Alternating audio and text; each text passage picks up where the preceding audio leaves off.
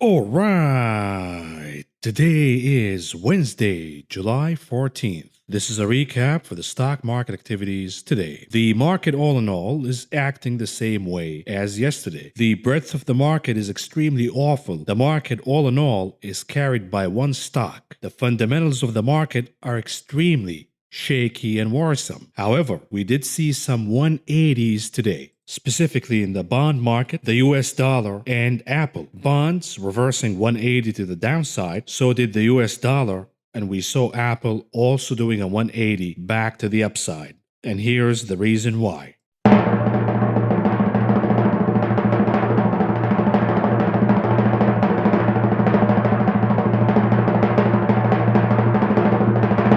You guessed it, Papa Jerome did a 180, saying that this is not the time for tapering. We are way off in our tapering timeline because the economy has not reached quote-unquote our goals. We just got one of the hottest CPI readings in history, indicating that inflation is growing beyond the transitory argument, beyond the base effect argument. Inflation is rising month over month. We are beyond the transitory argument. But Papa Jerome says, I'm not tapering. Did you guys panic yesterday? Well, stop panicking and go back to the casino because I got your back. I'm not tapering until I'm forced to taper when I react to the disaster. And the question is, what are quote-unquote our goals, Mr. Powell? By our goals, do you mean one of the hottest housing bubbles in history? The core Case-Shiller index is about to surpass the highs of 2005 preceding the housing crash. That was the time when Dr. Shiller warned the market of an impending doom, a housing crash. And everybody said that he's an alarmist. Stop it with the FUD, bro. And we all know what happened next. And we are now heading to the same destination and the same scenario once again. What do you mean by our goals, Mr. Powell? Do you mean this? Forget about the CPI.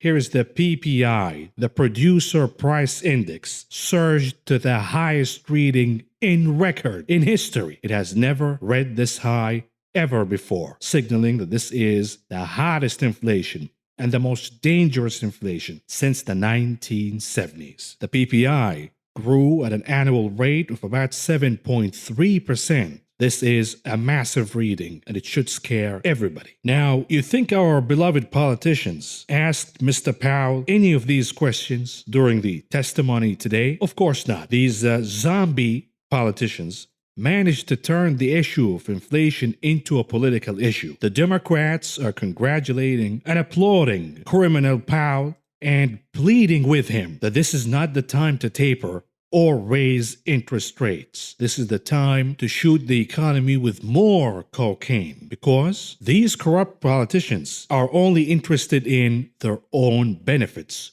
winning the next election. And keeping inflation high in the eyes of Democrats means more yayo for the economy and for people. And when you hand people free goods, you bet they're gonna vote for you. And on the other side of the aisle, the Republicans, all of a sudden playing the high moral ground of turning inflation into a political issue. And all what they want to do is use inflation as a tool to seek the same outcome, protect their asses in the upcoming elections. You see how the Democrats and Biden creating this hyperinflation? If you vote for them again, it's going to get worse, yada, yada, yada. Yet they never bothered to complain when the same was done under the Trump administration. And furthermore, what's annoying me actually, that these Republicans never place the blame on this hyperinflation we're seeing right now in the economy on the monetary side. Inflation is a monetary phenomena. Without the easy policy from the Fed, the Biden administration, the fiscal side cannot spend like a drunken sailor. This is all done due to the monetary policy, but neither Republicans or Democrats are asking Jerome Powell the hard questions, with few exceptions, of course. I would have liked for some of our beloved politicians to ask real questions. Mr. Powell, why is the Fed maintaining an emergency policy, emergency accommodation for Wall Street since 2008? And by the way, this is a rhetorical question because we all know why. Because the Fed's real mandate and real purpose is to protect, prop up, and inflate the assets of the wealthy, stocks and real estate. This is the real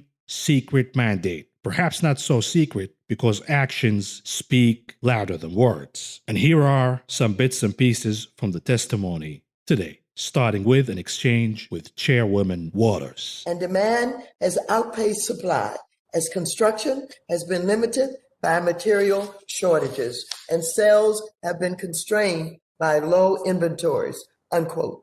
So demand for housing clearly outweighs the supply of housing. Chair Powell, you said that this is a problem for first-time home buyers for sure. Can you elaborate on what you meant by that?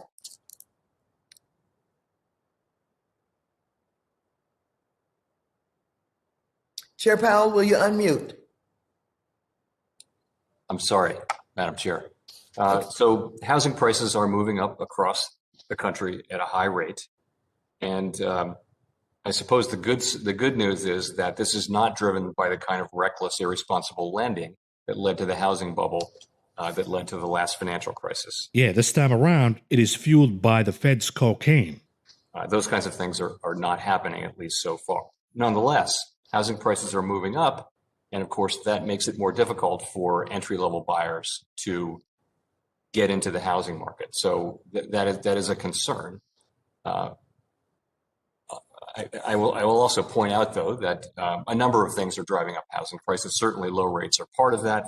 There are also changes in preference. People have wanted to move out of cities because of COVID into surrounding areas. So single-family housing demand has been quite high. In addition, prices have been driven up by material shortages and things like that, which we would hope would be alleviated.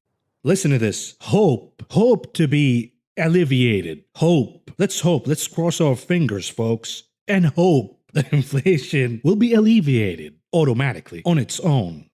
And then things got a little heated with Mr. Powell. What is causing some members of the FOMC to believe a 3.5% unemployment rate is not achievable? I don't know that anyone said that. I didn't hear anyone say that 3.5% unemployment is. It's in the minutes. It's in the minutes not. from June. No, it's not. It must be something else. It must be something that says you might say that about labor force participation, for example, or employment to population. But I don't think I didn't hear anybody say that we couldn't get back to 3.5% unemployment. In any case, I don't believe that. Let me just say that. I don't believe that. I think it's a long road back. It took us 8 years of an expansion to get to 3.5%. But I think there's every reason to think that we can get back to that level. And here's the take. He says, perhaps revealing some of their quote-unquote our goals, which is 3.5% unemployment. Perhaps this is the goal, wink, wink, that they're actually aiming for. Hypothetically speaking, let's say that's correct. Mr. Powell, give me one evidence that printing more money out of thin air and flooding Wall Street with over $120 billion worth of liquidity every single month. Tell me how, or show me any evidence that this practice creates jobs. Because so far, the Fed's balance sheet has grown to the tune of trillions of dollars, and the unemployment rate is still well above 3.5%. And then he goes on and says, last time around, it took us 8 years to reach 3.5% unemployment. So what does that mean, Mr. Powell? Are we going to continue to print with the easy policy, the quote-unquote accommodations, for another 8 years and hope, crossing our fingers, that the unemployment rate will go down to 3.5%? Is this what you're saying? Or are you not even listening to what you're saying? It took a lot of time for the economy to recover and grow to create these jobs, meaning flooding the economy and the financial system with more cocaine, with more unneeded liquidity, will not result in jobs creation, at least secure jobs creation. It could create some temporary jobs relying on the Fed's support. But once that support is lifted, these jobs will go away. There is no evidence at all that buying $120 billion of assets every single month results in jobs creation. The man himself admits that last time around it took over 8 years to reach this number. It takes time for the economy to recover. It takes growth for the economy to recover and create jobs. It doesn't take more cocaine for the economy to create more jobs. And this is perhaps the best exchange of the testimony today. So I guess my question to you is, I'm nervous. How much longer can we sustain numbers like this before you become nervous?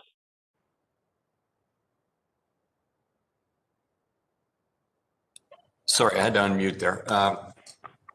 Well, as I've said before, we do expect that we'll be able to see whether the narrative we're feeling it turns out to be right. And I would say we'd be able to see that.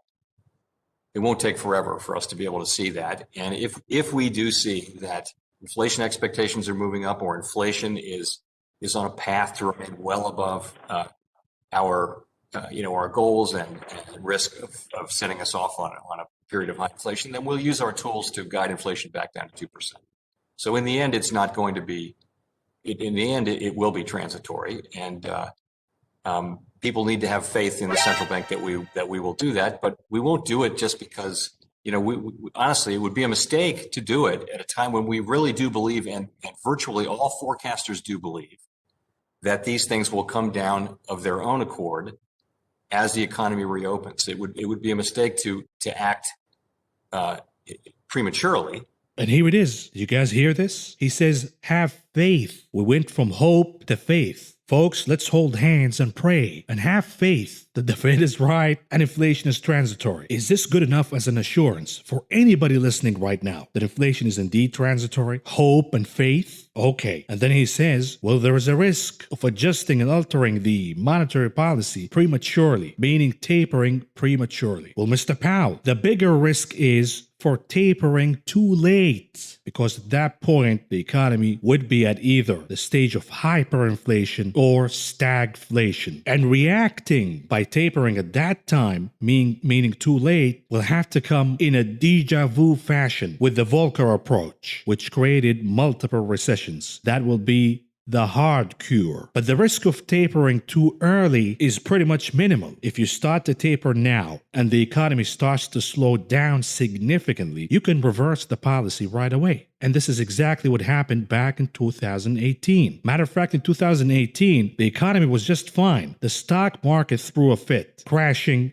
double digits in a short period of time. And the Fed immediately responded by doing a 180, reversing the hawkish policy. So when we talk about the risk of tapering too early and tapering too late is the biggest risk. Perhaps this is the most insane statement from Powell today. So I think that'll happen. And when that happens, we should see, I don't say that prices will come back down, but the level of inflation will return to more normal levels. Okay, what? What was that? Oh, I don't see prices going down, but inflation will go down and moderate to normal levels? What a clown. Let's hear it again. I don't say that prices will come back down, but the level of inflation will return to more normal levels. And then perhaps the best exchange with AOC, because he asked the dumbest questions ever. And of course, some of you think that AMC is the future, bro. Excuse me, AOC is the future, bro. She's the honest one. Really? Is she really the honest one, or is she yet another tool? Because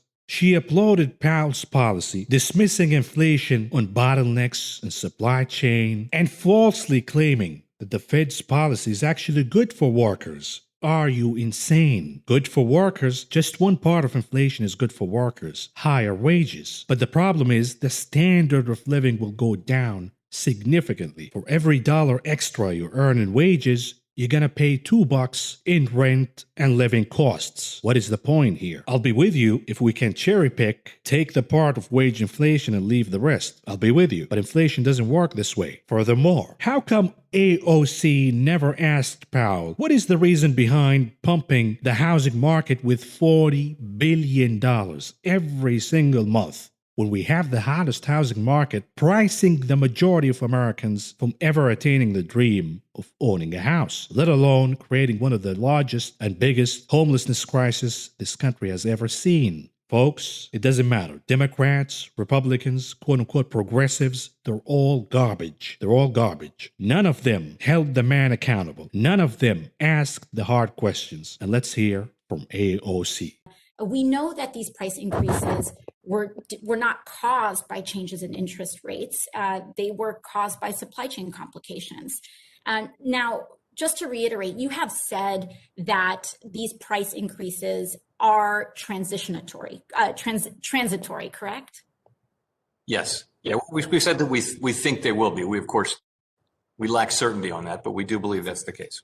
Okay, here it is. We went from hope to faith to we lack certainty. So I should have hope and faith in you, you dumbass, when you don't even have certainty. When you admit that you have lack of certainty, but magically you're saying, trust us, inflation is transitory. Folks, this is dangerous. This is not funny anymore. This is a dangerous game played by this madman, this fool, who could wreak havoc on the global economy once again. And notice how AOC never responded back and said, wait a minute, Mr. Powell, did you say that you lack certainty? Really? You keep hammering on transitory, and now you're admitting that you lack certainty? Of course she did not, because it's not her job. Her job is to do propaganda just like the rest of them. And here's the reality, by the way. Here's your transitory from PepsiCo's CFO. It's interesting when I have policymakers on the show, Hugh, when I have central bankers, Federal Reserve officials, they take this line that a lot of this is transitory. The bond investors do the same thing. When I talk to corporate leaders, I sense something a little bit different. How much daylight do you sense is between you and the policymakers making the calls down in Washington? Well, we're always a little bit conservative on this front, right? So I'm not going to assume it's going to be transitory. I'm going to assume it's probably going to be around for a little while. And then we'll build our plans around that. Bingo, bingo. It doesn't matter what the Fed says. Transitory, not transitory, lack of certainty, hope, faith, prayers, tears, smokes, that doesn't matter. Corporate America, if there is uncertainty regarding inflation, they're gonna assume that it is not transitory, and they will continue to raise prices on us. Once they start raising prices, price inflation will be permanent, because think about it, PepsiCo raises prices by 10% or shrinks their packages and keep the same price, aka shrinkflation. And the consumer doesn't react negatively at all. The consumer is a dumb donkey, and they continue to buy regardless. You shrink the package, they buy more. You raise prices, they buy more. You think the companies are going to reduce prices again after seeing this behavior, after witnessing their margins exploding higher? Are you crazy? These price increases will be permanent, and they will stay until the economy crashes altogether, creating a severe recession or even a depression, and then prices will go down again. And inflation is becoming a massive problem all over the economy right now. Everybody's thinking about it. Everybody's talking about it. It is becoming the talk of the town. And the Biden administration is feeling the heat, because while some Democrat politicians believe that this policy is good for them in the midterms because they continue to inflate the economy with free cash all over the place, meaning bribing people to vote for them. Basically, this is what it is. The policy could fire back, because the Republicans will politicize inflation the other way, saying, you know what, folks? Notice, yeah, you might be happy that your real estate value is higher, your stock portfolio is higher, but look around you. Rents are increasing significantly higher. Grocery store bills at the counter are increasing significantly higher. Your utility bills, everything is skyrocketing, and it will continue if the Democrats win. Of course, this is the weaker argument, by the way. But make no mistake, they will politicize the issue, ignoring the real problem. Inflation is a monetary phenomenon. The monetary policy is the source of inflation. And we are seeing Larry Summers now visiting the Biden White House to contain this crisis. Even slimy Mnuchin from the other side, remember that one? He's also coming out and saying the Fed should start tapering now, because this crisis is getting out of hand. This is reality, by the way. Full-time minimum wage workers. So these are workers working full-time at minimum wage. They cannot afford rent in any city, in any state in the United States of America. Working full-time at minimum wage will not afford you housing anywhere in the United States. Think about it. This is the kind of stuff that acts as an ingredient for revolutions. Ignoring the common man entirely and accommodating the fiscal and monetary policy to serve the 1%, to serve Wall Street and ignore the rest of the population. For now, you can shut them up with unemployment checks, stimulus, etc. But at some point, the music will stop, and people will realize that this country no longer works for them. And all of what it takes is a charismatic leader, and he or she could rile up a huge portion of the population to revolt against the system. You think I'm crazy? Think again. The conditions of this country right now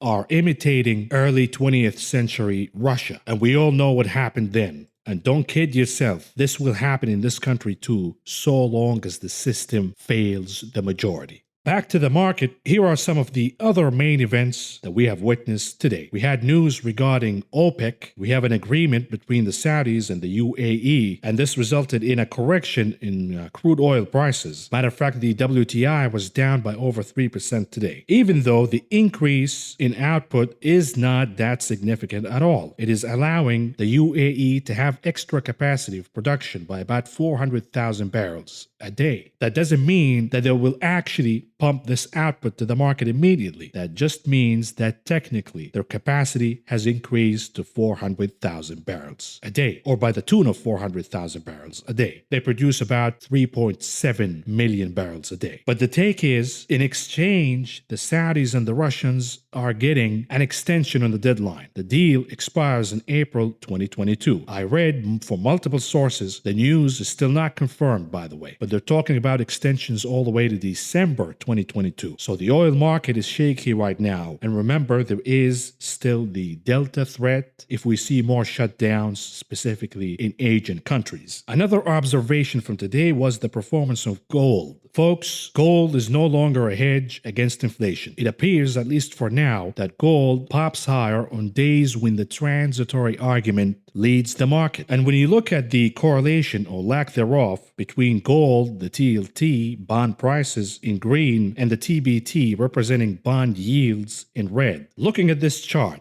is gold tracking the TLT or the TBT? It is clearly tracking the TLT, bond prices, and bond prices rise higher under disinflationary environments, meaning that gold is actually working when inflation is not working. So is it really a hedge against inflation? And once again, I would love to hear Peter Schiff's take on this one. I don't follow him anymore, not because I despise the guy, I actually like him, but I'm not sure what his take is. I would be interested to know what his take is regarding the performance of gold right now. Perhaps some of you listen to his show. You can enlighten us in the comments. The other major story taking place in the market today was the performance of meme stocks, AMC in particular. A massive slide down in AMC's stock, lots of pain for the apes hodling or hoodling the stock with diamond hands, and we are eyeing the level of 32 for support that will be closing the gap and perhaps a bounce from 32. I believe the stock is already trading around that level overnight, and perhaps by the morning it will catch a rebound from 32. And frankly, it must hold 32 for support, because if that level fails, forget about the technicals for a second. Seek the psychology. If 32 is broken and the stock doesn't rebound from that level, we will start to move to the fear category of the psychology in the stock. And if you are not familiar with what I'm talking about right now, here is a throwback to what I said a few weeks ago. You haven't seen anything yet, and then you see the media attention phase, enthusiasm, greed, delusion, and then the new paradigm, where the hoodlers of that particular stock or market say this is the new normal. You don't understand, bro. The game has changed. We're the captain of the ship now. And then the stock goes down. You have the denial. It bounces higher again. Everybody says we're back to normal. These are just weak hands, paper hands, weak apes. And then what do you know? The stock starts to slide down again, leading to the fear, capitulation, and finally despair. What if we apply that to AMC's chart? I'm not making any assumptions. I'm just saying, could that be applicable here? Is the chart in the return to normal mode right now, which will be followed by a massive sell-off leading to fear, capitulation, and then despair? And indeed, if this is the update, then we are now heading into the fear category, which will be followed by capitulation. And if this is the case, then we will see lots of pain in this name. And by the way, let's read some commentary from the so-called apes and perhaps have a pulse regarding the sentiment. Are they in fear category right now, or is the fear hasn't even started? Here is a commentator And this comment from about 2 days ago. He is saying that he just bought 97,000 worth of more AMC stock. Who's with me? Unfortunately, a lot of losers are with you because you must be down big since then. Bad entry point, bad timing, the best of the mania is perhaps behind us. Here is another commentator. They keep letting me lower my average. What about zero? You like averaging down to zero? Here's another commentator. I'm ready. They can bury me with my effing shares if that's what they want to do. 500,000 a share or nothing. Did Harvard teach you about people like me, Kenny? I don't know who Kenny is. But regardless, think about it. Are these people delusional or just uneducated? If AMC trades at $500,000 a share, the company will be worth more than the entire global GDP. We're talking about a bankrupt company that will be extinct in a few years from now. Here's another commentator says, my guess AMC goes to 20, then 120, then 60, then 300, then 58, and eventually to the moon. I'm going to ride the roller coaster the whole way, smiling the whole time. This will take courage. This will take balls. You're ready? No, it doesn't take balls. It takes a lack of brain. How did you get from 20 to 120, then to 60 to 300 to 58, then to the moon? Sounds scientific to me. Here's another ape saying, loving my new hoodie, AMC to the moon. Can you guys make a new hoodie with the AMC to the toilet emoji? Because this is where we're heading right now. And perhaps this is the irony and the moral of the story. The commentator says, I like the stock. AMC undefeated, AMC not leaving. And he is quoting this meme, Hedgies, there is no way they'll hold on that long. Me showing a Blockbuster card. Do you even realize what this means, you morons? Blockbuster is dead. You're basically saying that AMC will end up the same way as Blockbuster. Yet somehow it's going to go to the moon. Yet somehow it's going to trade at $500,000 a share. And it will be worth more than the entire global GDP. Once again, what a bunch of fools and what an insult to us retail traders and investors. The last main story of the day is the performance of Apple stock. You want to talk about the moon? Guess what? The most boring stock in the world is actually going to the moon, leading the market once again and softening the blow to the market. And by the way, masking the extremely awful breadth of the market. The market is mostly trading down. The majority of the volume is down. Over 80% of the volume in the New York Stock Exchange and the NASDAQ were to the downside. Can you imagine what will happen if Apple traded to the downside? But anyhow, for now, Apple is defying any technical analysis and any logic. We talked about the mini, soft, small, bear flag formations not playing out because the support level of 145 has been held. It hasn't been violated yet. We see Apple gapping higher once again, hand in hand with the response in the bond market when the transitory argument wins, as it happened today in response to the propaganda tour by Jerome Powell today, easing our inflation concerns by assuring us that inflation will be transitory. Trust me, have faith, have hope. Meanwhile, I don't have certainty of what I'm selling you, but the market bought it anyways. Yields go down, Apple pops higher once again. But don't kid yourself here, because the technicals will become extremely important once again, at least for this stock. We're heading into earnings. Buy the rumor, sell the news. It will happen again, I guarantee it. And here is the daily chart of Apple. We have been trading in a well-defined channel with peaks and valleys, and the stock tops at the peaks and bottoms at the valleys of the channel. Very well-defined channel. And we are now reaching the top of the channel once again. Furthermore, when you look at the RSI indicator, the readings we have right now from a daily chart perspective in the past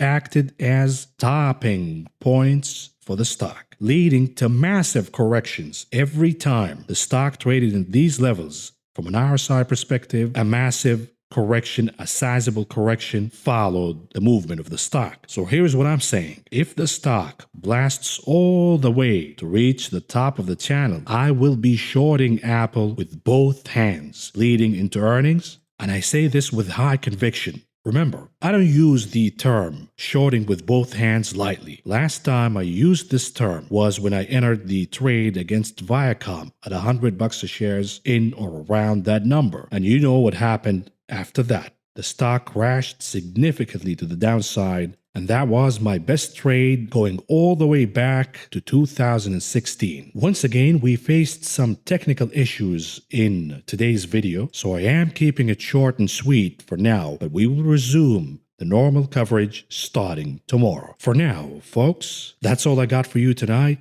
and I will talk to you again tomorrow. If you found the information presented in this video helpful, please subscribe, press the like button, the notification button, and follow me on social media.